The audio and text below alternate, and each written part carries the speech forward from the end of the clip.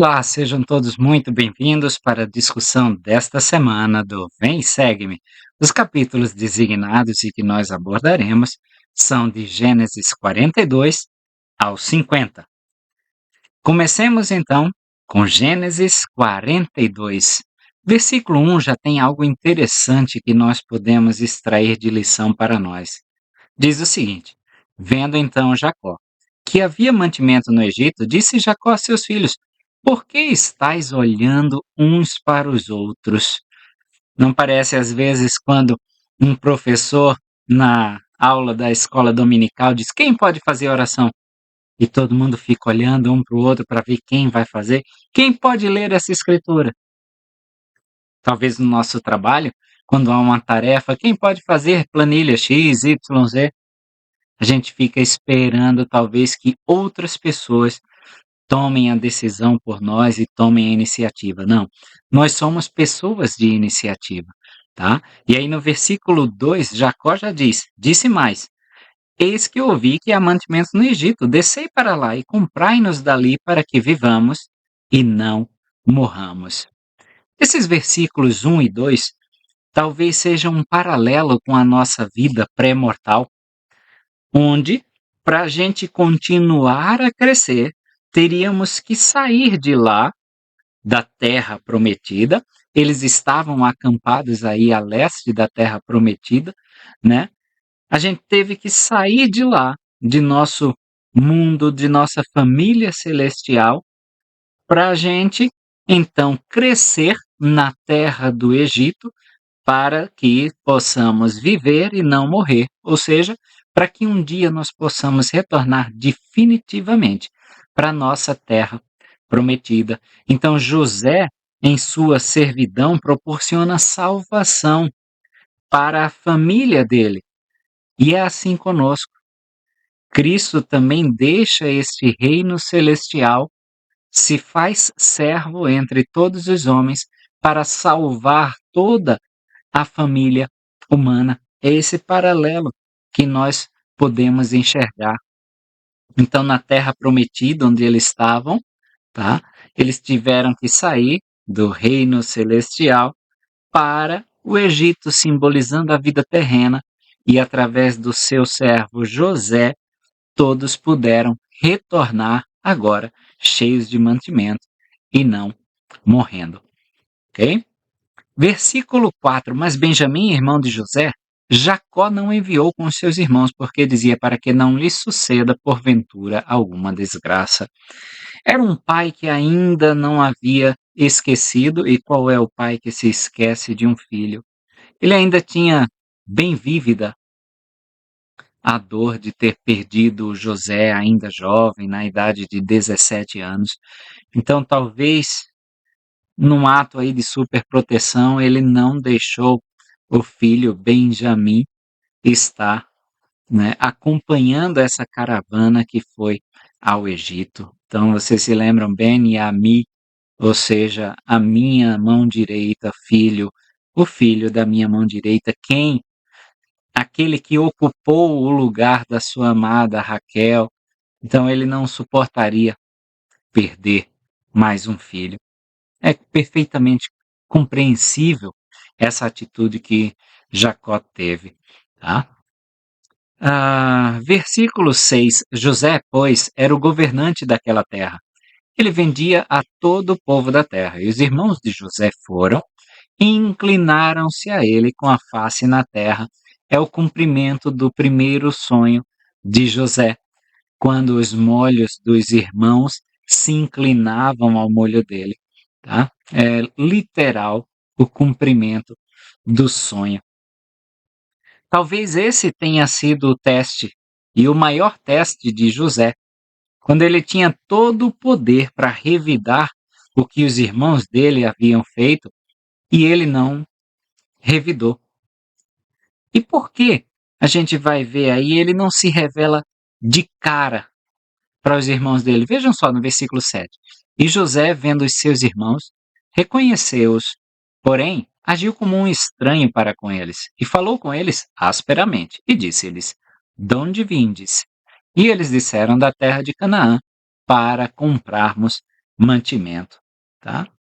Então José, assim como Cristo, dava a seus irmãos a oportunidade de crescer. Se José tivesse se revelado, talvez seus irmãos sentiriam a pressão.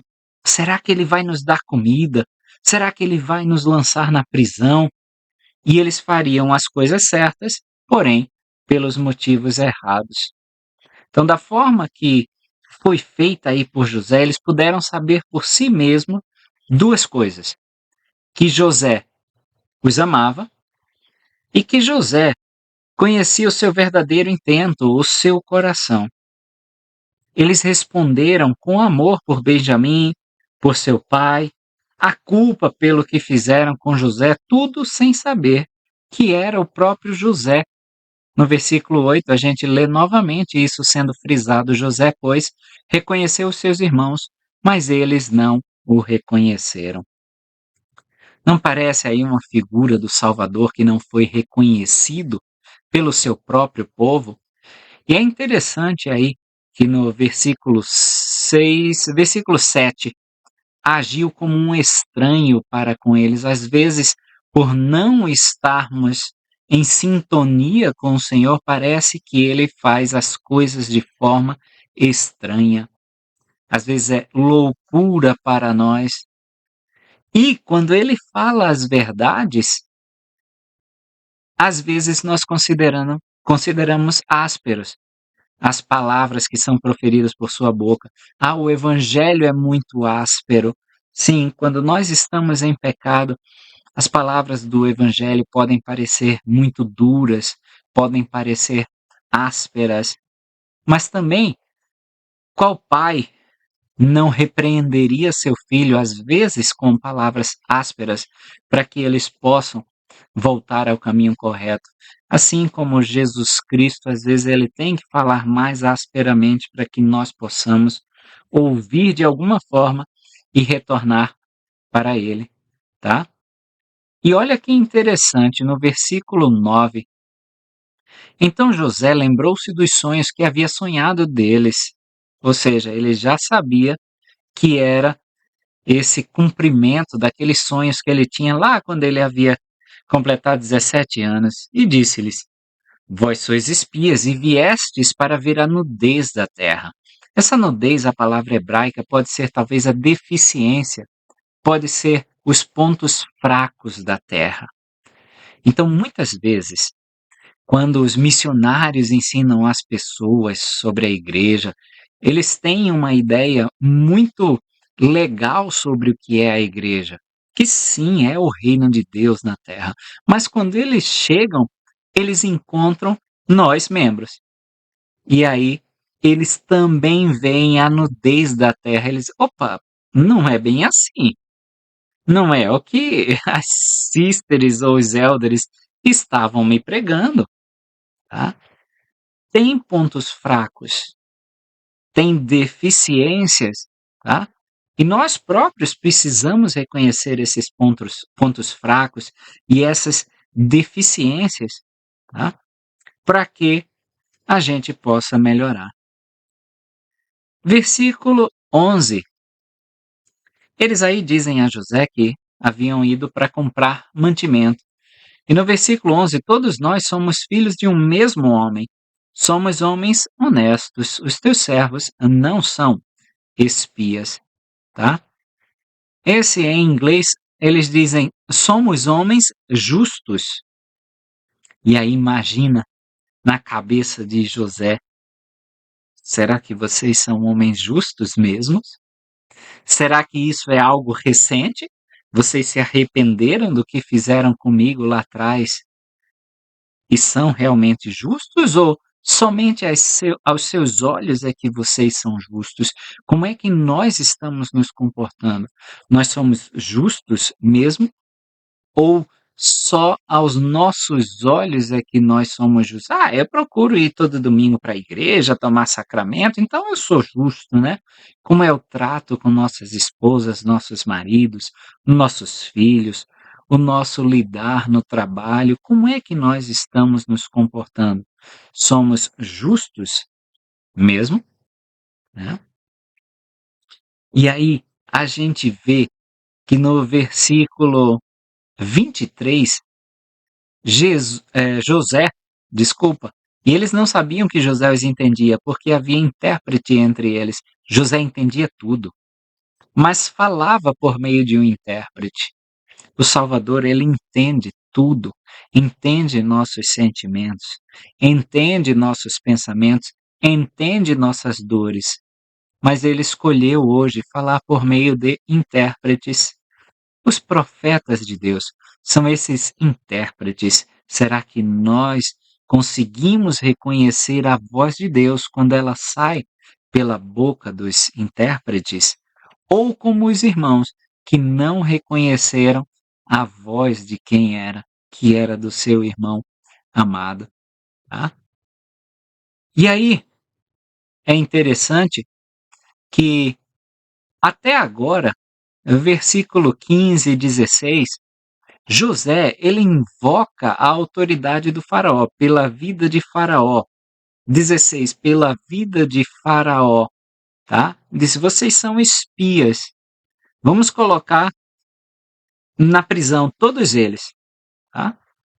E no terceiro dia, versículo 18, disse-lhe José, fazei isto e vivereis, porque eu temo a Deus. Agora ele já invoca a autoridade de Deus.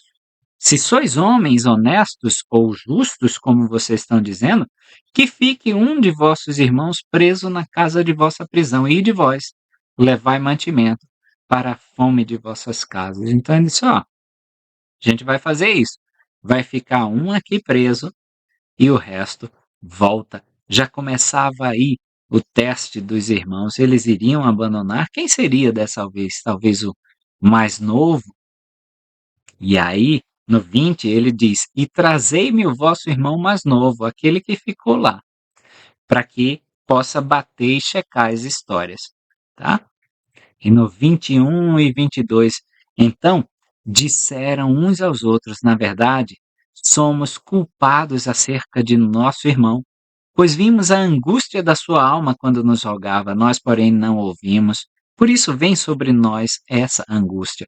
Olha, é o karma, é a lei da colheita, tá voltando para a gente. Lembram o que a gente fez lá atrás, quando a gente estava sendo intransigente aos pedidos de misericórdia de José?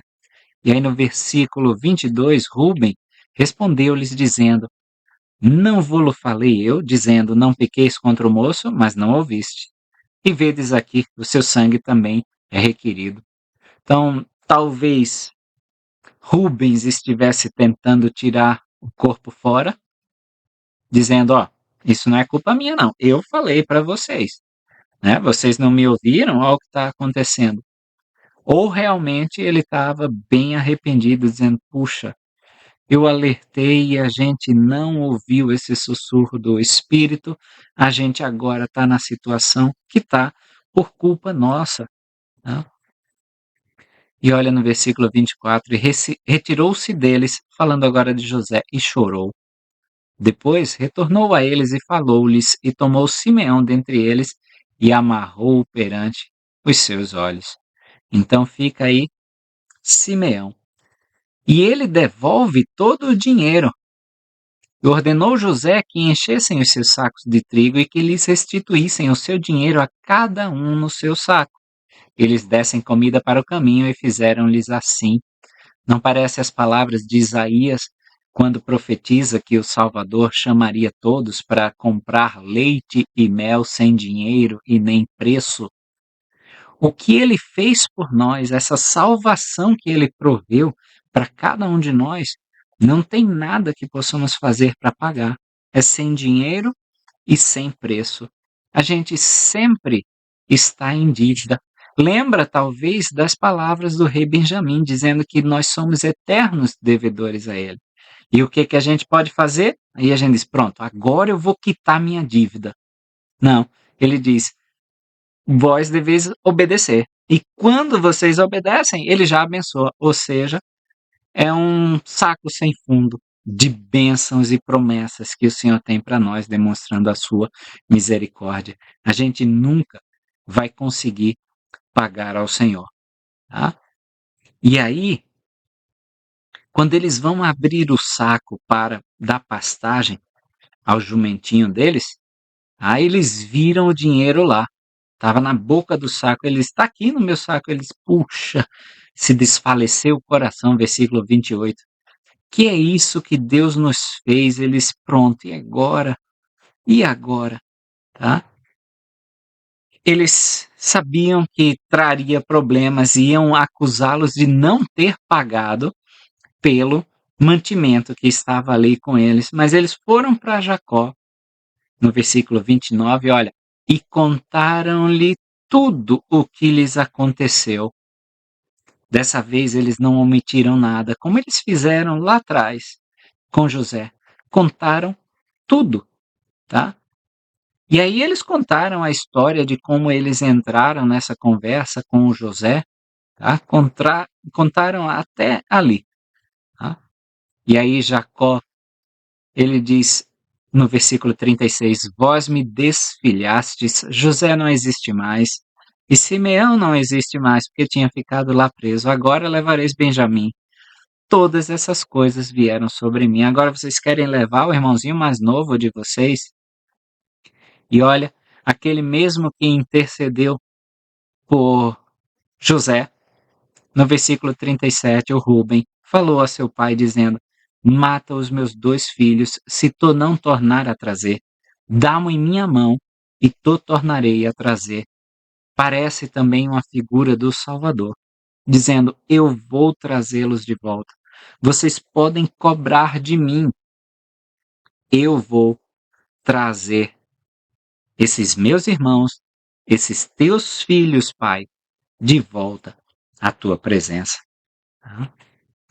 Gênesis 43, versículo 2. E aconteceu que, como acabaram de comer o mantimento que trouxeram do Egito, disse-lhe seu pai, voltai, comprai-nos um pouco de alimento. Jacó ele estava relutando em enviar Benjamim. Reparem aí que eles comem todo o mantimento que tinham trazido do Egito. Jacó teve que pensar se valia a pena todos morrerem só porque ele não queria mandar Benjamim. Versículo 3, mas Judá respondeu-lhe dizendo, fortemente nos protestou aquele homem, dizendo, não vereis a minha face se o vosso irmão não vier convosco. Judá é aquele que havia sugerido vender José. Então, olha só como a história agora está se invertendo. E vejam que no versículo 8, ele vai agir como intercessor. Então disse Judá a seu pai Israel, envia o jovem comigo, e levantar-nos-emos e iremos, para que vivamos, e não morramos, nem nós, nem tu, nem os nossos pequeninos. Olha o 9. Eu serei fiador por ele, da minha mão o requererás. Se eu não te trouxer e não o puser perante a tua face, serei réu de crime para contigo para sempre. Tá? Lembrar também aí que Jesus Cristo nasce da tribo de Judá. E repara também como ele toma a responsabilidade para si sobre Benjamim. Reparem como ele está disposto a dar a sua vida por Benjamim, assim como Cristo se dispôs a dar a sua vida por cada um de nós.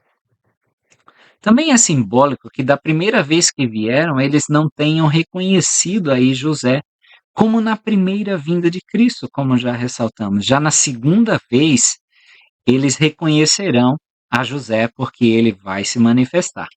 Assim como Cristo, ele virá em glória e todos reconhecerão e se ajoelharão perante ele, como nós podemos ler em Doutrina e Convênios, seção 88, versículo 104. Doutrina e Convênios 88, 104. E ela diz o seguinte: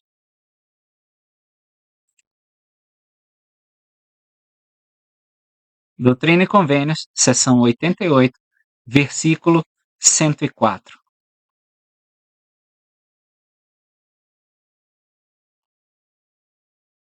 está aqui. E esse será o som de sua trombeta, falando a todos, tanto no céu como na terra, e aos que estão debaixo da terra, pois todo ouvido ouvirá, e todo joelho se dobrará, e toda língua confessará, ao ouvirem eles o som da trombeta, dizendo: Temei a Deus e dai glória a Ele, que se assenta em seu trono para todo sempre, pois chegada é a hora de seu juízo. Tá? Versículos 16 e 17 de Gênesis 43. E quando José viu Benjamim com eles, disse ao que estava sobre a sua casa: Leva estes homens à casa e mata reses, ou seja, bezerros, né? E prepara tudo, porque estes homens comerão comigo ao meio-dia. E o homem fez como José dissera, e o homem levou aqueles homens à casa de José. Esse é o simbolismo do banquete que o Senhor prepara quando nós vamos à sua casa. E ele nos revela coisas sobre nossa relação com ele, coisas que não sabíamos até entrar em sua casa. É assim que se dá o convênio com o Senhor no estreitamento dessa relação, tá? Ele prepara esse banquete e vai nos revelar quando nós estamos desfrutando deste banquete, tá? O que me chama a atenção também é a resignação aí de Jacó, quando no final do versículo 14 ele diz: Vai, leva Benjamim, e se eu for desfilhado, desfilhado ficarei. Mais uma vez, né, me lembra aí Sadraque, Mesaque e Abednego, diz que o Senhor vai nos livrar, e se não nos livrar, tudo bem também, o Senhor sabe o que faz, tá? Então, quando a gente entra nesse convênio, quando a gente come com o Senhor na sua mesa sacramental, tá? A gente faz essa reconciliação com Deus. Estamos prontos para receber revelação na casa dele. No versículo 23, e ele disse: Pai seja convosco, não temais. O vosso Deus e o Deus de vosso pai vos deu um tesouro nos vossos sacos. O vosso dinheiro chegou a mim e trouxe-lhes para fora Simeão. Essa era justamente a mensagem de Jesus Cristo, tá? Paz seja convosco, em Lucas 24:36 e João 14:27. Fiquem em paz, estamos reconciliados, tá? Vejam o versículo 25: E prepararam o presente para quando José chegasse ao meio-dia, porque tinham ouvido que ali haviam de comer pão. A gente deve lembrar que quando se convidava aí para comer juntos, significava uma oferta de paz. Era isso literalmente que José estava ofertando aos seus irmãos. Reparar que eles trouxeram um presente. Eles não chegaram lá de mãos vazias. O próprio Jacó instruiu a fazer isso. Então, na mesa do sacramento, nós levamos um presente, o nosso sacrifício de nos tornarmos a cada dia melhores. Deus, então, ele nos acrescenta em bondade, como significa o nome José, aquele que acrescenta. Tá? Versículo 26. Chegando, pois, José à casa, trouxeram-lhe o presente que estava em suas mãos e inclinaram-se diante dele à terra. Tá? Eram os sonhos de José, todos eles sendo minimamente cumpridos em cada detalhe. No versículo 30, e José apressou-se, porque as suas entranhas comoveram-se por causa do seu irmão, e procurou onde chorar, e entrou na câmara e chorou ali. Então José, bem humano, chora, assim como Jesus Cristo diversas vezes chora, chorou aqui nas Américas, chorou ao receber a notícia da morte de Lázaro. Versículo 32, e puseram-lhe à parte, e a eles à parte, e aos egípcios que comiam com ele à parte, porque os egípcios não podem comer pão com os hebreus, porquanto é abominação para os egípcios. Reparem também como os egípcios eles são ofendidos pelos hebreus. Mais tarde, esse conceito vai estar na lei mosaica. Um dos fatores pode ser que eles viam como abominação quem comia carne de gado, que para eles talvez fosse considerado uma divindade, já que os israelitas, assim que saíram do Egito e não tinham notícias de Moisés, repetiram a prática egípcia de adorar um bezerro, tá? A gente vai ver em Gênesis 46, 34, um pouquinho mais para frente, que José instrui os seus familiares a dizer que são vaqueiros ou que cuidam de vacas, de gado, ao invés de pastores. Talvez também essa repúdia gigante aos hebreus, tá, era porque eles matavam e comiam, ou eles sacrificavam, né, os deuses do Egito, como um bezerro. Okay? Então eles eram vistos como canibais desses deuses egípcios. E essa ideia de abominável também vai estar presente em Êxodo, capítulo 8, versículo 26, quando Moisés exige que Faraó deixe os hebreus tomarem a distância de 3 dias para sacrificar. Os egípcios, eles não viam esses animais, as ovelhas, os cordeiros, como imundos, pelo contrário, até o adoravam. Tá? No templo de Karnak-Luxor, há ovelhas guardiãs, representando o deus Amun, com o faraó entre as suas patas. Então não tinha muito a ver, talvez, com o cordeiro. Tá? Versículos 33 e 34, e assentaram-se diante dele o primogênito segundo a sua primogenitura, e o menor segundo a sua menoridade, do que os homens se maravilhavam entre si. Eles, oi, como é que ele sabe quem é o mais velho, quem é o mais novo? Como é que ele sabe? E apresentou-lhes as porções que estavam diante dele, porém a porção de Benjamim era 5 vezes maior do que as porções deles todos. E eles beberam e se regalaram com ele. Primeira coisa que a gente vê aqui é que o mais novo está recebendo mais. O mais novo está recebendo talvez o equivalente à túnica colorida que o pai havia dado e que despertou a inveja dos irmãos. Será que era isso que José estava testando agora seus irmãos? Será que eles ainda continuavam com aquela velha inveja? Tá? Então, de todo jeito, eles ficaram maravilhados aí com José. Primeiro por ele ser colocado aí em ordem de nascimento e depois pelo mais novo ter recebido mais. Tá? Gênesis 44. Eles agora estão retornando com os mantimentos, os sacos cheios, mas na boca do saco do mais novo, junto com o dinheiro, eles colocaram copo de prata. Tá? Então, no saco de Benjamim estava o copo e o dinheiro de todos eles. Tá? E aí, quando eles haviam saído da cidade, mas nem tinham ido muito longe, José falou para o seu guarda: levanta-te e persegue aqueles homens. Versículo 4 do Gênesis 44.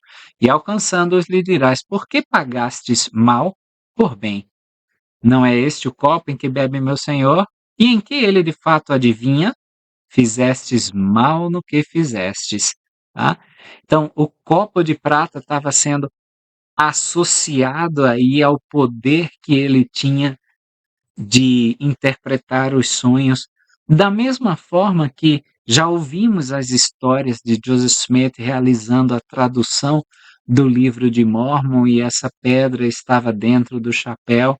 Então, é comum a humanidade ter esse lembrete divino ou associar a divindade a esses objetos. Nós temos diversos irmãos de diversas religiões que associam esses símbolos à divindade. Aí o fato que aconteceu foi o copo associado ao fato da interpretação dos sonhos. E aí no versículo 9, aquele de teus servos com quem for achado morra, e ainda nós seremos escravos do meu Senhor.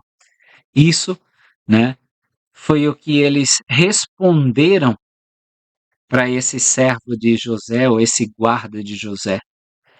Vê como é perigoso talvez a gente passar um julgamento definitivo.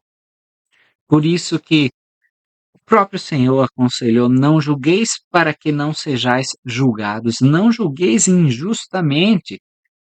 A gente é aconselhado, sim, e aí mais um discurso do presidente Oaks, fantástico, né? Quando ele nos aconselha a não passarmos esses julgamentos finais. Ah, aquela alma ali está perdida. A gente deve julgar sim, e a gente precisa julgar entre o que é bom, entre o que é melhor, entre o que é ruim, né?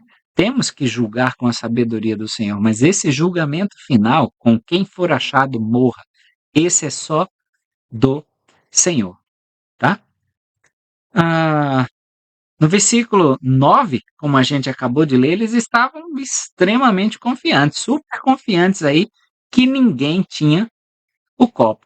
Imagino que essa confiança começou a crescer, porque ele foi, desde o maior até o menor, abrindo os sacos. Então, imagina o primeiro, tá vendo? Eu te avisei, o segundo. E, mas aí no menor, no mais novo, do Benjamim, tá? No saco do Benjamim estava o copo do José. Eles rasgam as suas vestes em sinal de profundo pesar, tristeza e retornam para o pai, porque aí Benjamim está preso, é levado preso, tá?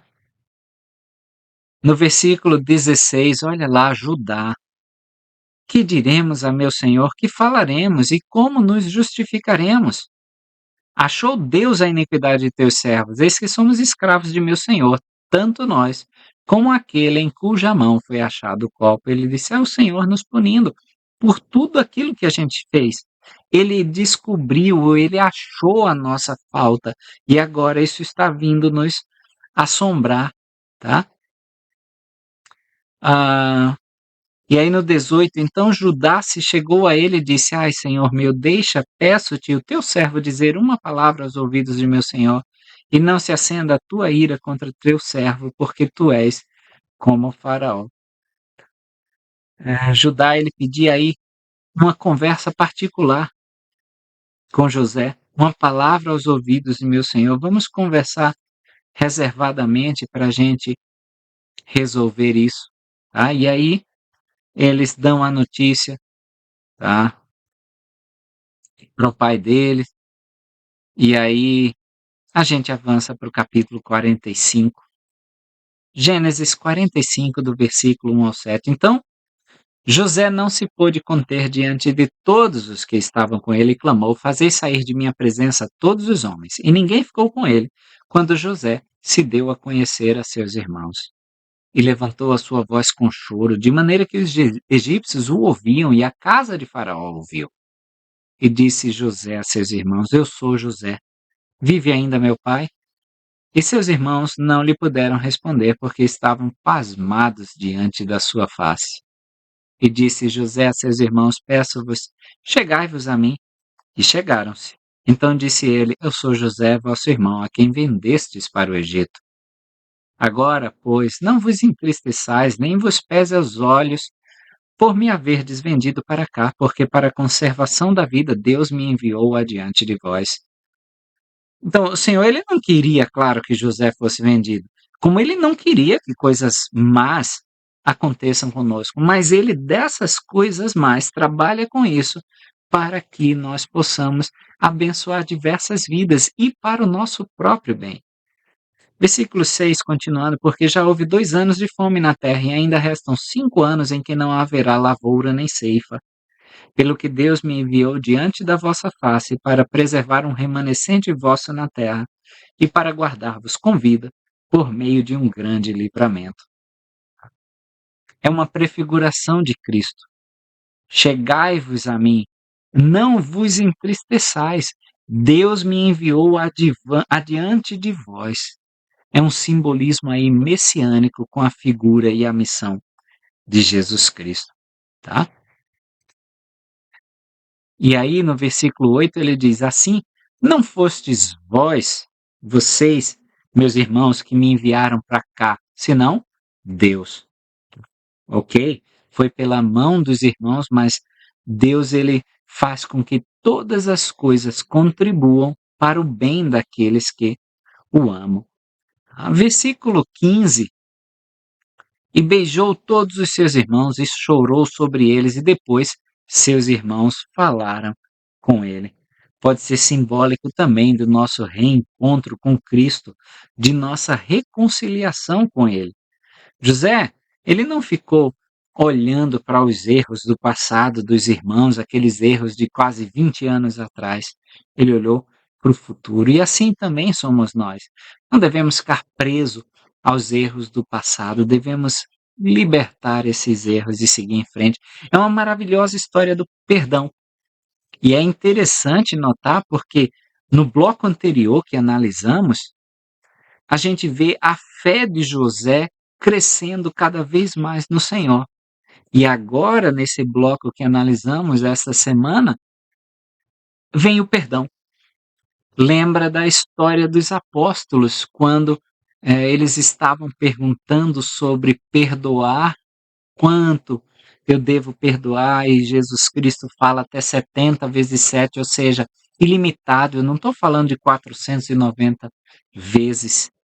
E aí, o próprio Pedro, ele reconhece que esse perdão é uma questão de fé. Ele diz: acrescenta-nos a fé. Precisamos de fé para ter um perdão desse que José estava estendendo para os seus irmãos. Gênesis 46, versículo 1. E partiu Israel com tudo quanto tinha, e foi a Berseba e sacrificou sacrifícios ao Deus de seu pai, Isaque, antes de qualquer coisa. Jacó vai ofertar sacrifícios a Deus. Só depois é que ele viaja para se encontrar com José, seu filho amado. Né? Versículos 2 ao 4. E falou Deus a Israel em visões de noite, e disse: Jacó, Jacó. Olha que ele chama pelo nome antigo. Ele disse: eu lembro de ti, cara. Troquei teu nome, mas eu te conheço quando tu era o Jacozinho. E ele disse: eis-me aqui. E disse: eu sou Deus, o Deus de teu pai. Não temas descer ao Egito, porque ali eu farei de ti uma grande nação. Eu descerei contigo ao Egito, e certamente te farei tornar a subir. Não parece quando Abraão ele sobe com o filho e ele torna a descer com o filho, tá? Só que aí invertido as posições. E José porá a sua mão sobre os teus olhos, tá? Deus garante que estaria aí com Jacó na ida e na volta, assim como ele garante para cada um de nós, tá? É interessante notar que Deus promete ir até o Egito com ele, quando na época os deuses eram bem territorialistas. Se você se mudava do seu local de origem, certamente você iria encontrar outro Deus para adorar em seu local de destino. Como deve ter sido, então, significante para Jacó saber que o Deus que ele estava adorando era um Deus sem fronteira alguma. Ele é o Deus de onde quer que nós estejamos, ele é o Deus de toda a terra. Tá? No capítulo 47, versículo 1, então foi José e anunciou a Faraó e disse: meu pai e os meus irmãos e as suas ovelhas e as suas vacas, com tudo que tem, vieram da terra de Canaã. E eis que estão na terra de Gósen. Gósen significa herança, tá? É a lei da consagração. E aí a gente pode lembrar que Cristo, ele nos comprou por um bom preço. Porque vocês vão ver aí, tá? No versículo 23. Então disse José ao povo: eis que hoje vos comprei a vós e a vossa terra para Faraó. Eis aí, tende semente para vós, para que semeeis a terra. A fome era tão grande que as nações acorreram ao Egito e não tinham mais dinheiro. Então José ele termina comprando as pessoas assim, da mesma forma que Cristo compra a humanidade por bom preço, tá? Em 1 Coríntios 6:20 podemos ler a respeito, e 1 Coríntios 7:23. Nós vamos ver nos versículos 14 17 e 20, que é uma crescente aí de dívida. Primeiro foi, né, o dinheiro, depois eles deram o gado, depois eles deram as próprias terras, e aí, por fim, né, José compra o próprio indivíduo, o próprio sujeito, simbolizando o que o Senhor faz conosco. A gente dá tudo para Ele, inclusive a nós próprios. Tá? Gênesis 48, versículos 14 e 19. Mas Israel estendeu a sua mão direita e a pôs sobre a cabeça de Efraim, que estava do seu lado esquerdo, ainda que fosse o menor, e a sua esquerda sobre a cabeça de Manassés, dirigindo suas mãos propositadamente, ainda que Manassés fosse o primogênito. No 19, mas seu pai o recusou e disse: Eu sei, filho meu, eu sei, também ele será um povo e também ele será grande. Contudo, seu irmão menor será maior que ele, e a sua semente será uma multidão de nações. Então foi de propósito. Jacó não estava ficando louco quando decidiu fazer essa bênção, quando ele decidiu adotar Efraim e Manassés, e quando ele inverte essas bênçãos, tá? Como já aconteceu com ele um dia, ele mais novo que Esaú, seu irmão, o direito da primogenitura passou para si. Então a responsabilidade de coligar Israel nos últimos dias recai em Efraim, com Manassés ao seu lado, né? Olha, no versículo 20, assim ele os abençoou naquele dia, dizendo: Em ti abençoará Israel, dizendo: Deus te faça como Efraim e como Manassés, e pôs Efraim adiante de Manassés. Então são os dois juntos.